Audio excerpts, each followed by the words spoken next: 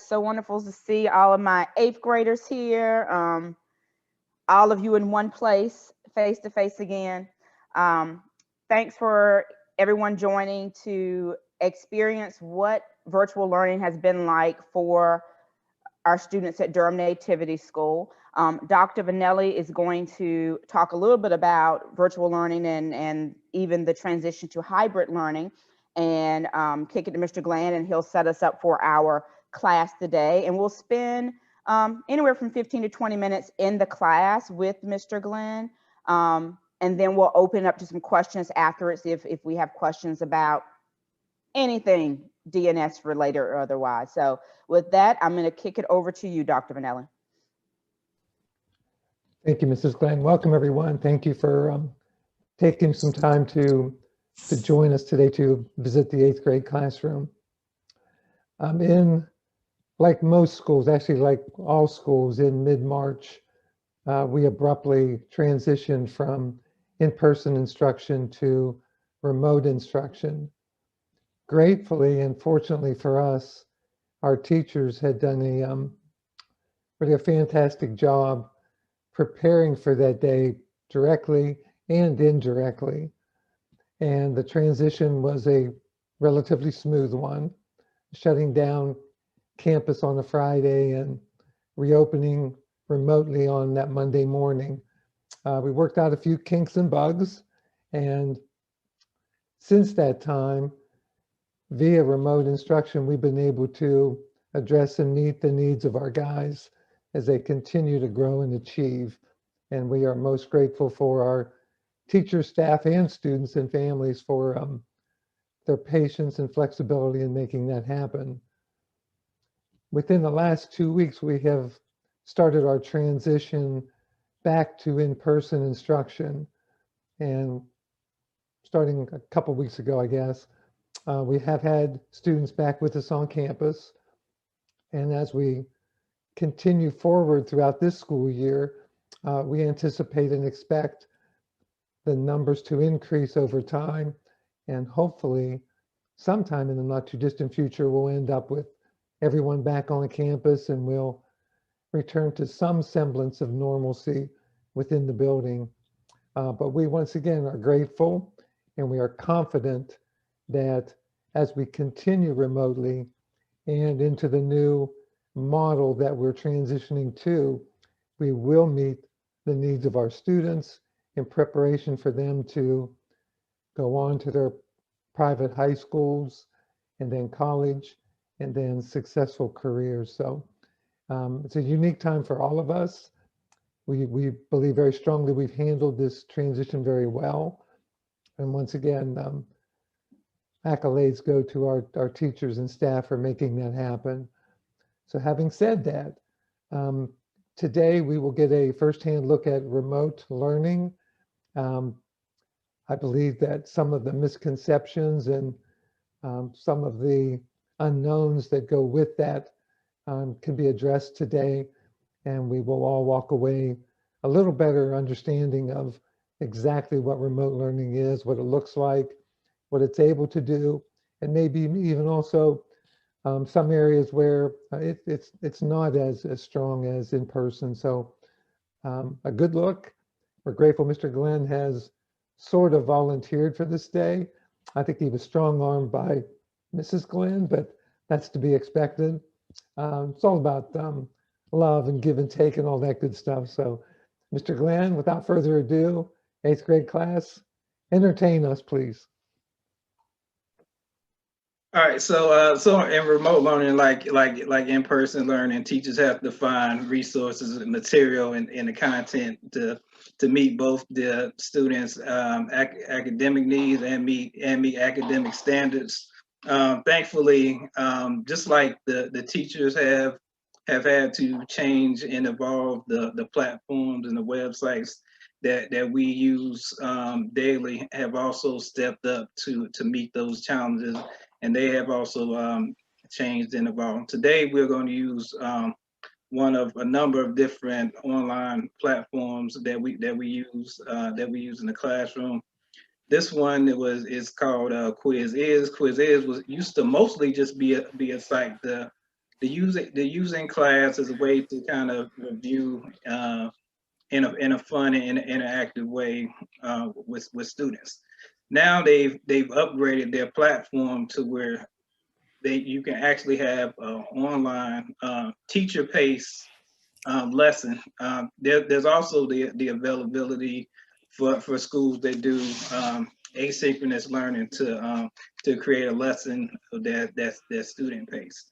Today you'll get a view from the student's perspective, which Ms. Glenn she'll share a screen and you will get to see what that looks like from a student perspective. The teacher perspective looks a little bit different. I can see everything that the students are typing in, all of their responses to each individual question that they have. So, Ms. Glenn, whenever you are ready to get logged in. Okay, I'm give me 1 second, Mr. Glenn. I'm getting it pulled up now. There we go.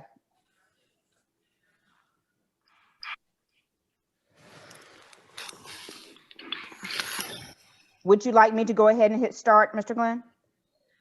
Yes. Okay. So essentially, all the students receive a link that I post on Google Classroom. Google Classroom is it's essentially like our home base. It's where we're able to share and post all of the students' assignments. Google Classroom also allows us to post grades in there, and it sends out weekly reports to parents about student progress, the grades on assignments, any assignments that are missing as well. So, and just so everyone knows, for full disclosure, I am not a standard student, so I don't always do this. And so if I make mistakes, I apologize now, just trying to show the student perspective. So you let me know if I need to click on something, Mr. Glenn. Well, this is actually a teacher pace one. You will, when we get to a video, you'll have to remember we decided that you would click on the video. Normally in the classroom, I'm sharing my screen, so I will be the one who actually clicked on the video. Just like we would in an in-person class, the class will open up with some classroom discussion questions to kind of get the students' minds flowing and thinking about the content. Previously, we have been looking at the history of voting rights in the election process. Today, we're looking at ways that 13 ways that students who are under the age of 18 can get involved in the election process, even though they are not actually able to vote. All right, so the first question is an open-ended question. Why is voting important? The students will explain why voting is important to them.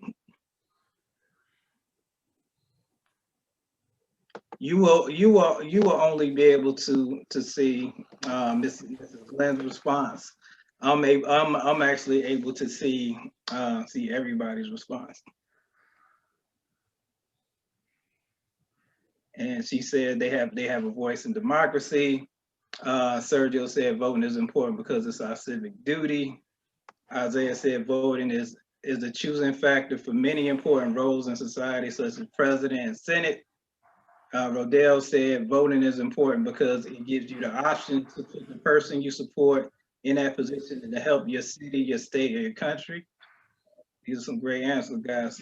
Voting is important because it determines the direction of the country.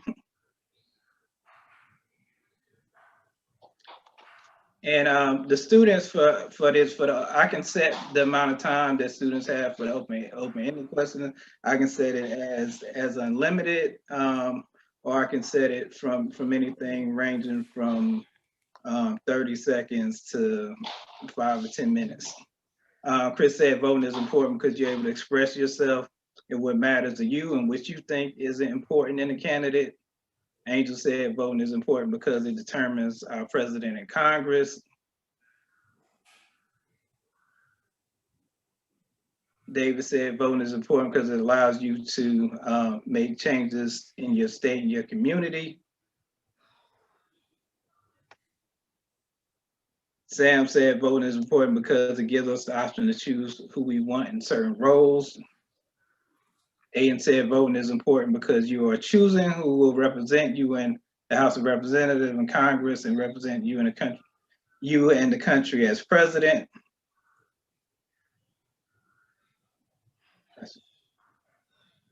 Emmanuel said voting is important because whoever you vote for will be the leader of the country for the next 4 years. Corey said he believes voting is important for all Americans because it shows that that people believe should lead the country.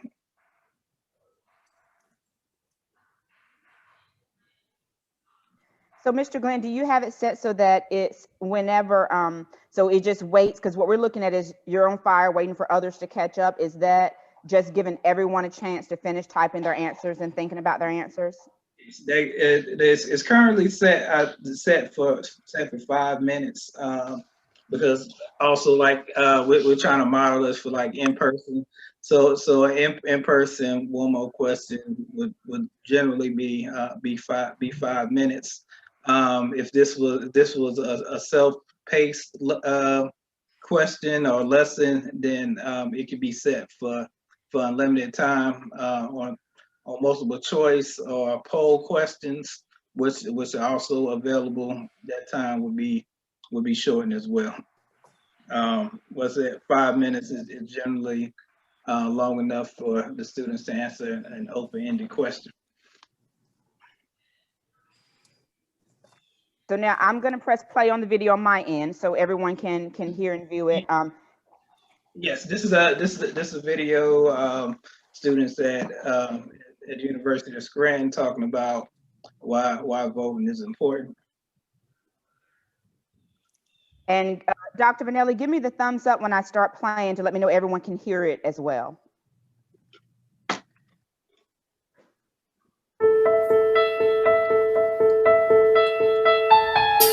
think voting is important. I think we have the right to vote, so then we can show what we're passionate about and what we want to see change in our country. And I think the only way that we can really make change in this country is if we go out and vote. Everybody has a voice and they should be able to use it. So I think just going out and voting is such an important part, especially in our culture. So, you know, just definitely use your voice and go out and vote. This election, like most others, is very important. The election is a time to cast your opinion, and you are able to decide on the fate of the country and have an influence over things that directly impact not only your life, but the life of many other people. As much as people say that a vote doesn't really count, it will go a long way. I think it's important that students especially understand the importance of voting and exercising our rights as Americans. This is my first time voting. It was very exciting. It's great to be a part of such a community where I get to voice my opinion now. I think young people, especially our age, where this is like the first election, presidential election, will be able to vote in.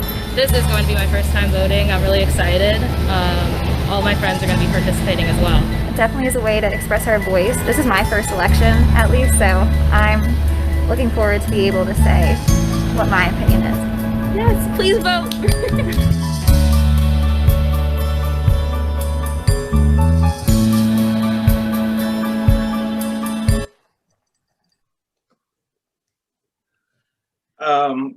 This is also another vote, but this is local students from Millbrook, who are some will be first time voters, and some are students who are not able to vote yet.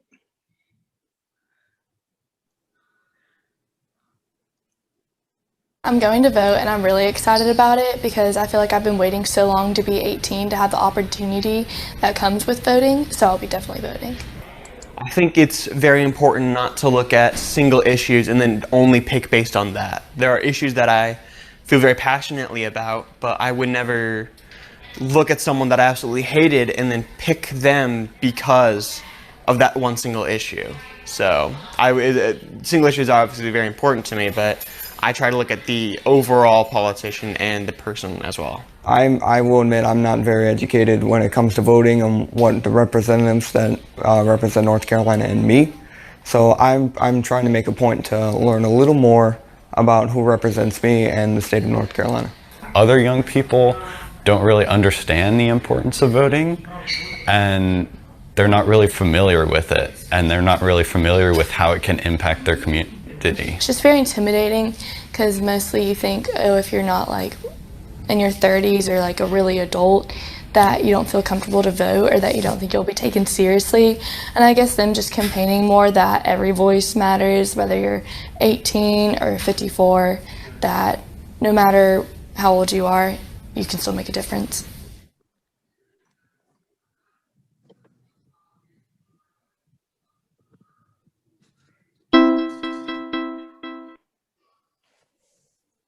All right, this is also another open-ended question that allows the students to kind of begin the thinking process, and also as a teacher, it allows me to see what kind of prior knowledge or background knowledge that they have. So guys, the question is, how can you get involved in the election process?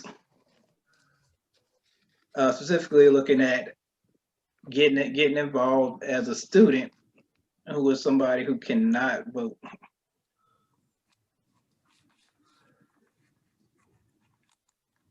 I don't know if my answer was actually right, Mr. Glenn. All right, Ms. Glenn says that you can help register people to vote in your community.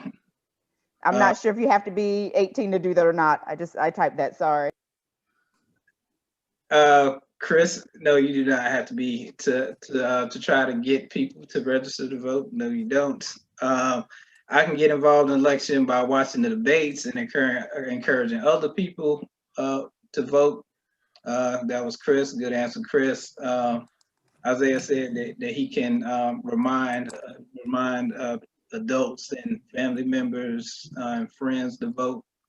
Sergio said you get involved in the election process by finding ways to get people out to vote. Rodell said that since he is under 18, he cannot physically vote, but he can research the candidate and he can choose ways to get information about where their ideas and where they stand on issues to other people who are eligible to vote. Kamari said he can tell his friends about the upcoming elections and also asking if they're registered to vote.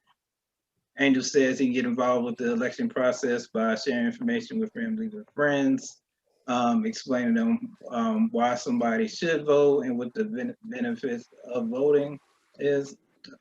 And he can tell them about the different ways that people can vote, such as mail-in voting and in-person voting. Mayor said he can help people find reliable information about the different, and also he can encourage the people in his friends and families to vote. David said he can be involved in the election process by staying informed about all the candidates and seeing what issues that they support and trying to tell other people about the importance of voting.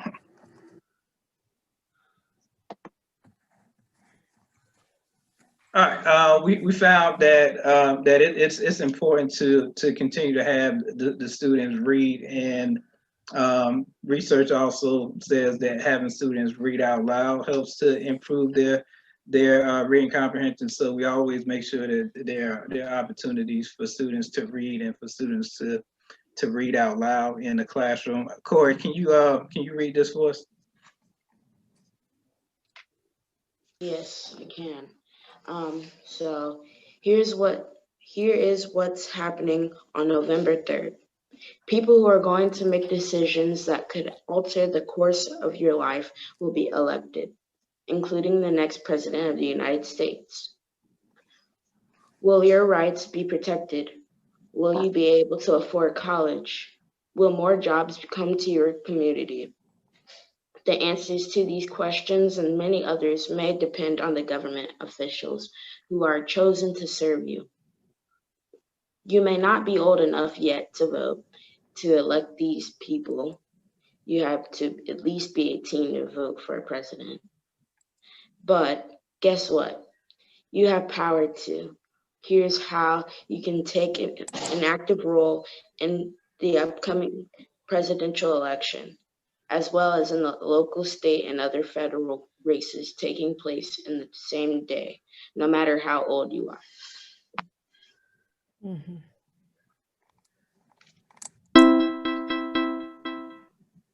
All right, now this is a poll question. The quiz platform allows you to have open-ended questions, poll questions, multiple choice questions, matching questions. Essentially, almost any kind of question that you will be able to have in on paper. And the poll question is, where do you get your information about politics? I can see how students are voting. So far, we had the majority of the students are getting their information about politics from television, school, and the internet.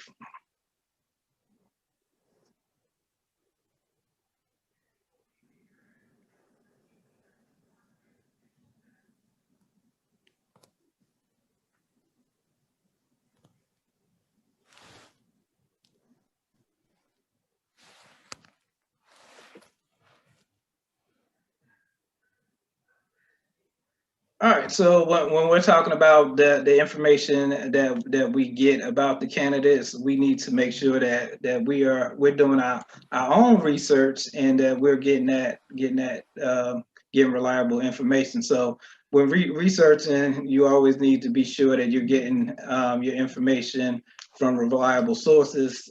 Some sources are considered to be reliable because they have been written by people who are experts in the fields, and these are sources that we can trust. Saying that most of you guys are getting your information from television, from the internet, and from school. So why might where we get our information about politics be unreliable? Angel. Yes. Why might we get our information about politics be unreliable? I believe that some of the sources where we get it, especially from family and friends, they could be biased and choosing one side than the other. So that's one reason why I think politics may be unreliable. All right, so that is actually a great response, Angel. When we're getting information from television, certain news networks tend to lean towards have a political leaning. Then you also have to look that we discussed last year that that news networks are businesses and corporations, which means that they have sponsors that are actually providing money to them. So you want to, when we're looking at obtaining reliable sources of information.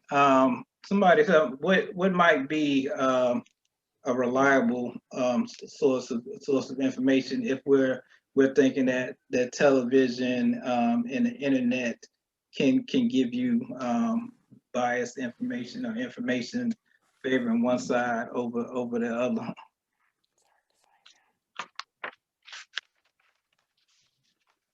Normally I would be able to kind of see everybody, and they would be having their hands raised. All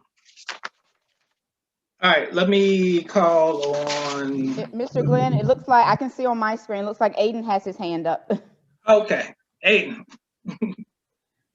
an unbiased news source. Like, since you said they were getting money from sponsors, wouldn't it be like a news source that wouldn't have sponsors, like PolitiFact.com?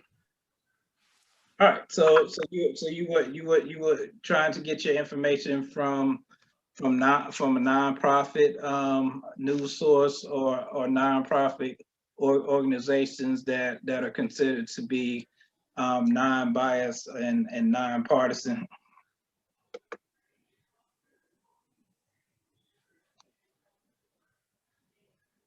All right, Christopher. Find out who is running in your local, state, and national elections, and and and what those candidates stand for at ballotpedia.org under 2020 elections and the navigation bar, and vote for 111.org. Compare the presidential candidates view at 2020elections.procon.org and visit votesmart.org /elections/ballot measures to read about proposed changes to your state's constitution. These sites are partisan, which means they do not side with any political party.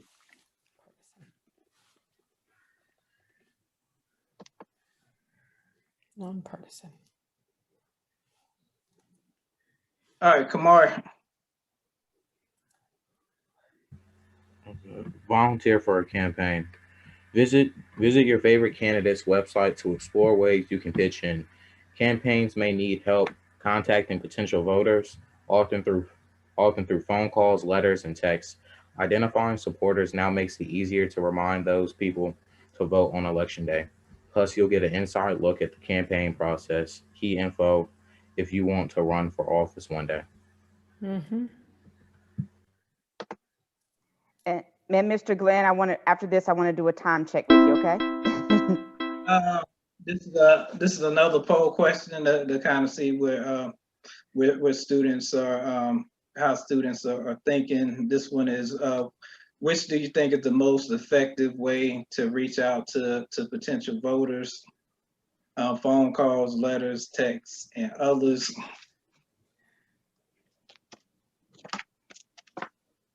We're seeing that none of the students are picking phone calls, letters, or texts, so they think that those means are not effective. Did you want me to go on to the next slide and then you do the time check? Or you want to do it before?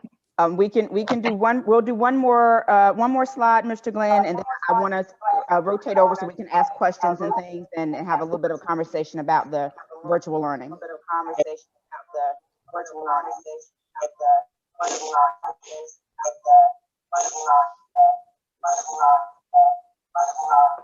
Is anyone else getting feedback? Yes. Hold on, I'm gonna try to. I'm gonna mute everyone, and you can unmute yourself. Let me try. Oh.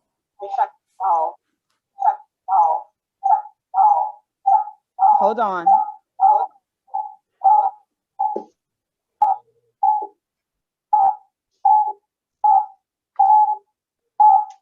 We're still getting that.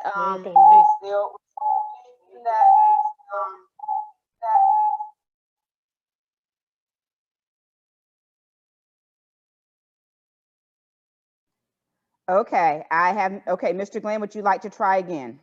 All right, so potential voters, so that most of you guys selected other. So what do you guys think is the best way to get in touch with potential voters? You guys seem to think that phone calls, letters, and text messages were ineffective method. What do you think would be an effective method? Mr. Glenn, Rodell has his hands up since you can't see the screen. And, Angel and Rodale both have their hands up. All right, Rodale. I think, as I said in the chat, ads, and like people posting through social media, and yeah, basically just social media because that's like all that we do basically. And All phone right. calls, just decline and text, not even look at it. All right, so you thinking ads because ads on TV and a lot of people watch TV, so that's going to reach out to a lot of people, and you're thinking social media because of your age demographic, and you just think that that's a better way for candidates to reach out to younger voters.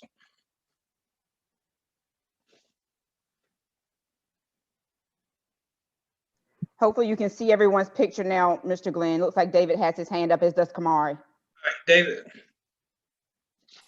By using like on different methods, like using streaming platforms, like one politician, she used Twitch to reach out to like undecided to voters to kind of tell them the importance of voting, while also doing a very interact like gaming while doing it. So she was streaming games while she was also telling the importance of voting, which is very good and up to date to the times of what many people are doing right now. All right, so you're saying that they're more up to date, more engaging methods of reaching out to voters that won't potentially annoy voters, and you may reach out to people that you're not likely to reach using the traditional methods. All right, Kamar.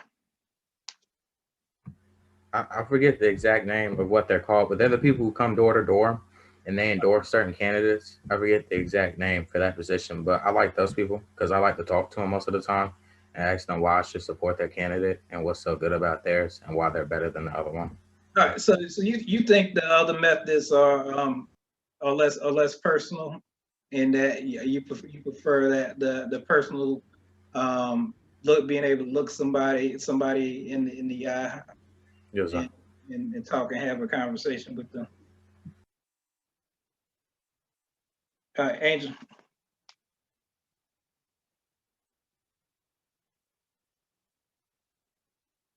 You're still muted, Angel. So yeah, I'd like to add on what Kamari and Rodell said, because me personally, I like when I see ads, I would like I pay attention to what they are saying, what they're trying to endorse.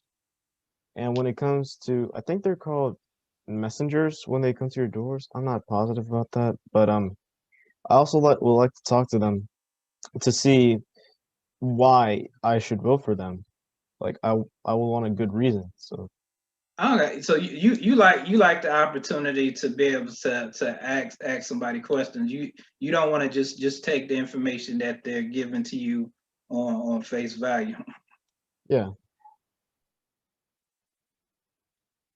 All right, Ms. Glenn, I think we can turn it over to you at this point. All right.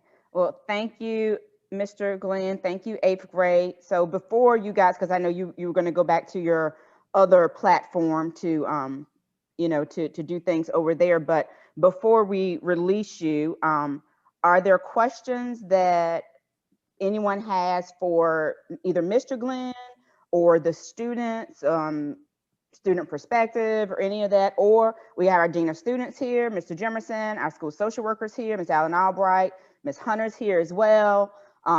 Any questions of anyone about anything? Virtual school, hybrid school coming back, blah, blah, blah. And you can put it in the chat or you can unmute yourself and just ask.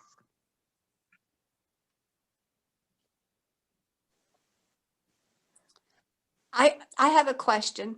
Where did Mr. Glenn get the material that he shared with the students to generate the questions?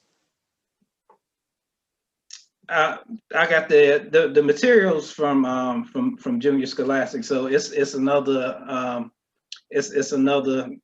As teachers, we use we have I think one of the things we spend a lot of time is creating resources or finding places that have reliable resources that we can use. So just like we teach our students to find reliable, credible resources. We spend a lot of time doing that ourselves. Mr. Glenn, there's a question in the chat asking how the boys are adjusting to the amount of screen time. I guess that could be a staff answered question, but probably if a student or two would like to answer that question would be appropriate as well. I think that's probably better answered by the students. That's what I'm thinking. So is there somebody who wants to talk about, and just to be clear, oh, Angel, you want to answer? Go ahead, you answer. So the amount of screen time, at first I thought it was a little bit too much, but relatively it's not as much as you would think, because we are given plenty of opportunities to read a book or do some work on paper. So in reality, when people may be thinking we're doing like maybe 5 hours like looking at the screen for 5 hours a day, it's actually a lot more, it's a lot less than you would actually think. So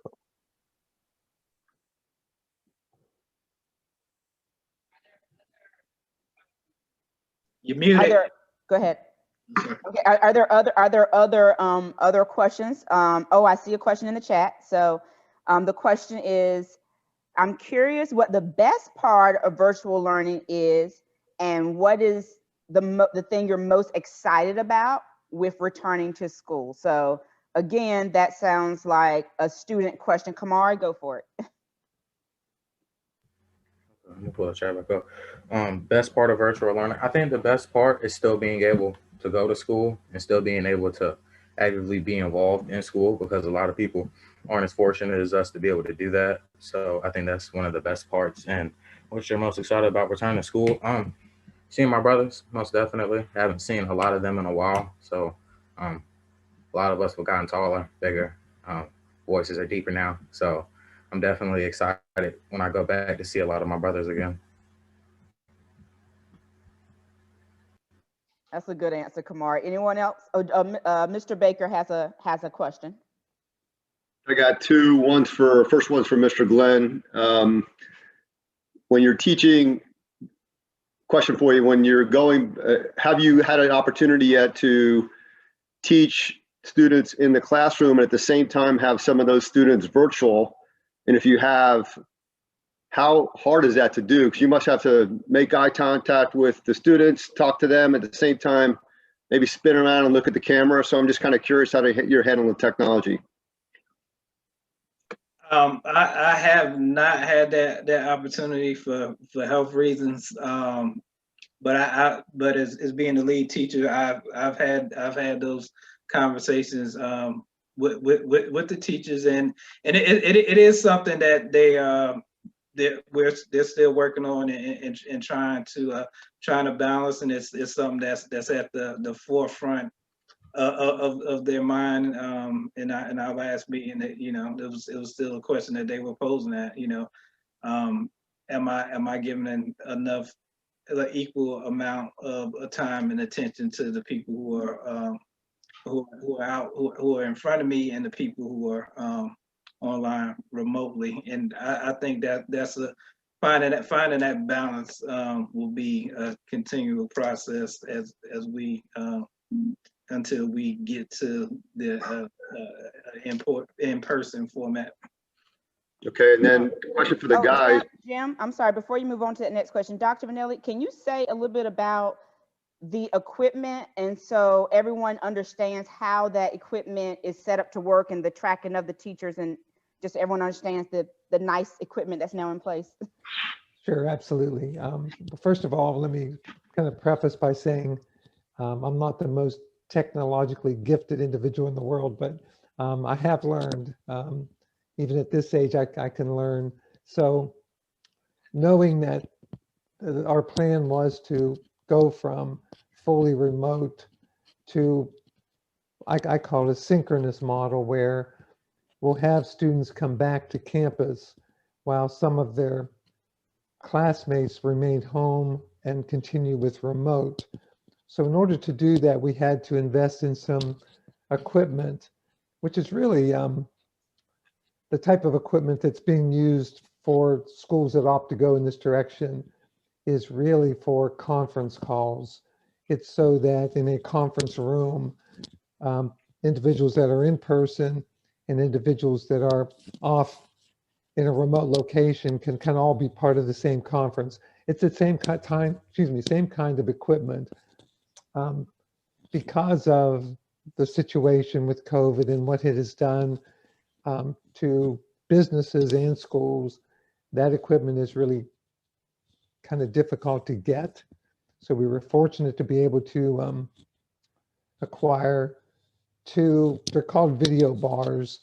They're really quite cool, where they're positioned kind of in front of the class on the teacher, and the camera tracks the teacher 120 degrees. It also picks up audio, and the guys at home can watch and basically be projected into the classroom, so that the guys in person are having in-person instruction and the teacher can teach them directly, while the guys that are home are kind of virtually set into that same classroom. So it just continues with, it's just another step towards, once again, getting us all back together at some point. But the equipment is really, really cool, and it's amazing what it will do. And it's still very much a work in progress for us, where there's kinks to be worked out after week 2, but we're going to continue to do that. And within a very short period of time, we're confident that we will adapt like we have for the last 6-8 months, and we'll continue to get better and meet the needs of our guys. Thank you, Dr. Vanelli. Jim, question number 2. Yeah, for the students, do you guys really wear the ties on virtual day, or is this something to make us look good today, or is Mr. Jimerson always watching you guys to make sure you're dressed appropriately? Who wants to answer about, okay, I see, oh, Emmanuel, you put your hand up. Let's go ahead and answer about how you guys dress for school. Actually, we wear our ties and our French blue shirts every day to school. Sometimes we have casual days where we don't have to wear our tie and our shirt, but most of the time we're wearing the ties and shirts.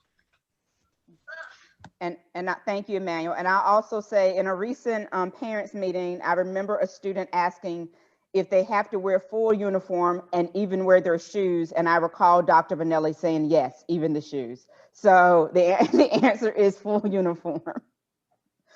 Other questions for our young men while we have them here? I really like that question. So can I ask a question on top of it? Yes. Do you feel that it makes a difference? Well, that's a good question, Manal. Okay, Kamari, go ahead. You take that one. Huge difference, because I remember when we started doing it, our 7th grade year, halfway through, so we're halfway through the year, and we started doing virtual school, and we didn't have to wear uniforms around that time. So it wasn't much effort going into it. It was kind of like I would roll out of the bed like 5 minutes before class, and then I just throw a hoodie on, and I might put on some basketball shorts, and I go to school. That's what I was doing.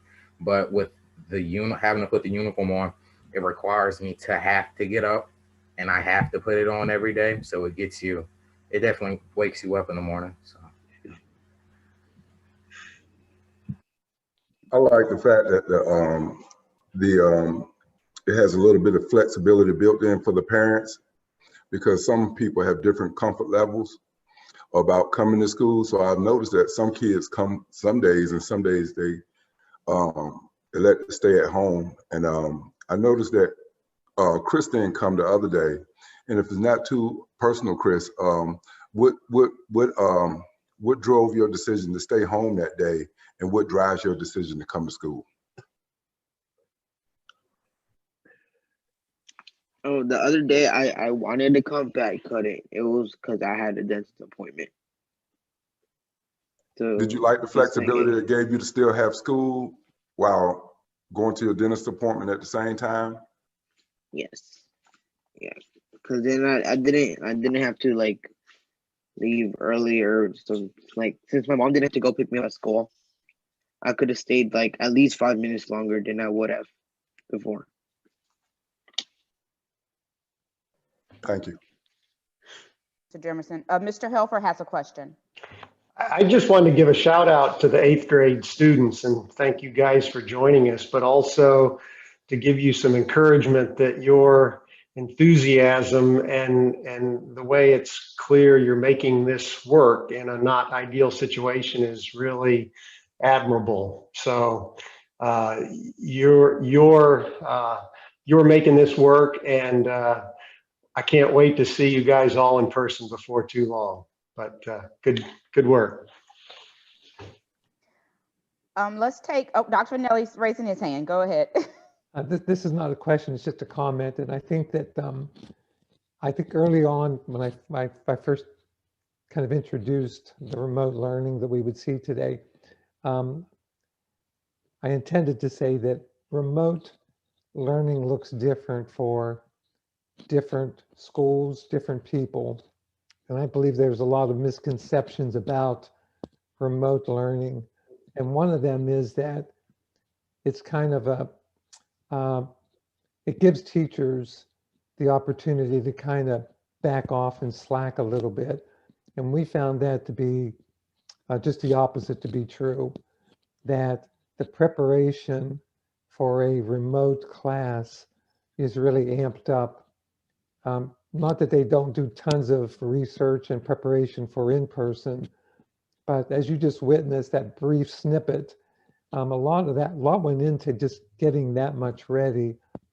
And typically there's more conversation and dialogue than what we experienced this morning. But the teachers have really had to kind of step it up and go above and beyond day to day to prepare for this remote setting. And they did that with, to my knowledge, without any moaning and groaning. At least I didn't hear it. So obviously there was moaning and groaning because Mr. Glenn's smiling, but we're grateful for their effort. And once again, day to day, the instruction has been phenomenal. The guys continue to be put in position to learn and to contribute to the class overall. So many props to our teachers and staff as well. There's a question that says, it was probably already said, but how will the DNS presidential election work this year? Oh, you mean student elections? Student elections. I'm like, what do you mean the DNS presidential? You mean the student election? So, okay. So, Mr. Glenn, I know I think that's in your wheelhouse. Do you want to address that? And part of this is, you know, it's great when the election year lines up. And this is one in aligning content with the real world and also in preparation to getting the students prepared to run for student government offices. So just like politicians have had to make changes and adapt to what's going on in the world. The students they will still do the same things, but they will have to find ways to adjust and do the things that they normally do in print and in person online out of the system in the process. But part of doing project-based learning like that is having the students be leading the process and how to solve problems. And one of the problems that they will have to to deal with is running for office on a virtual platform. Which isn't that different than, like, I think probably general elections and things, and they're having to do a lot more virtually. So that makes sense. I knew Marco was about to ask a question because I saw him on the camera. Yes, Mr. Reyes. Yes. So I guess a question first for the admins. How is the because these are eighth graders, right? I think I missed the first like 15 minutes of this. How is the process for high school going right now? You know, the high school application process with everything being remote. That sounds like a Miss Hunter question. You're online. Are you here, Miss Hunter? I don't know. Mrs. Hunter may be in another class right now. Dr. Vanelli, do you want to pitch that one? Good morning. There you are. Good morning. I apologize. I'm just trying to find that mute button. Good morning to you all. We are continuing to have high school prep class, and we meet on Mondays for an hour. The application process has not started. Pretty soon, though, in January, they will start submitting applications. Currently, we're having admission reps come into the classroom. So they're having the opportunity to meet and speak with the guys about high school and showing them virtual videos and the Q&A exchange. So yeah, and I think probably, thank you, Marco. I think probably, I'm assuming Ms. Hunter, just like we're having to adapt to this half virtual hybrid, transition process, everyone else is too. And so they're probably making that process as we're probably working together on that process to make it happen. So it's not like we're having a unique experience here. We're all working together doing that. Totally, I understand. And I recall back to my experience. And so I wanted to ask any of the eighth graders, will the fact that virtual learning is probably going to be a norm for, I'm not going to say how much longer, but it's going to be part of the process. Will that affect what high school you go to or your decision-making process? And Mr. Reyes, just to, before we I'm going to call on Kamari, but in asking that question, are you thinking about, like, I guess boarding school versus local school, or you weren't even thinking that, or you're just thinking in general terms? Yeah, I probably wasn't even thinking that specifically, because I remember, like, in my personal experience, when I didn't want to go to Durham Academy, but when I visited Durham Academy, everything changed, and I really wanted to go. So yeah, I just wanted to know, because for me, it kind of ties into virtual learning now, and see if that's in the minds of the students, moving forward as they are going to matriculate to high school. Okay. All right. You can go ahead and answer, Kamari. I think that virtual learning kind of will affect where I want to go a little bit, because just with virtual learning and the virus itself, it's making me think a little bit more. My goal and my plan is to go to a boarding school. That's the plan for that. That's my plan. I want to go to boarding school. But if conditions continue to worsen, then I will not, because I don't want to put anybody at risk. I'm trying to go to a school in Virginia called Fort Union, and I'm looking at another one called Woodbury Forest. So I'm looking at those, but at the same time, when I have to come home for breaks, I have family in Virginia. And my main concern is making sure that everybody I love is safe at all times. So it will affect how I choose to, it will affect what high school I choose to go to. Hopefully I do get the opportunity to go to boarding school. And I'm also looking into, I'm looking at every high school's plan as far as how are they managing this viruses, what steps are they taking on campus to keep their cases low or at zero. Main concerns there. Thank you, Kamari. Angel, I know you wanted to answer as well. Yeah, so with the pandemic going on and all these issues, I believe that it will change our decisions. Me personally, I would rather stay local than go to a boarding school, because during this time I want to stay closer to my family, and I don't think me going to a boarding school would be a good idea. But there are many options locally, so I think it's a good choice on my side. Thank you, Angel. Thank Well, you guys. And having this insight has been awesome. Looking at Mr. Glenn, and big props to the teachers and to the boys too. You guys are doing great. Thank you, Marco. Okay, so we are just about at time.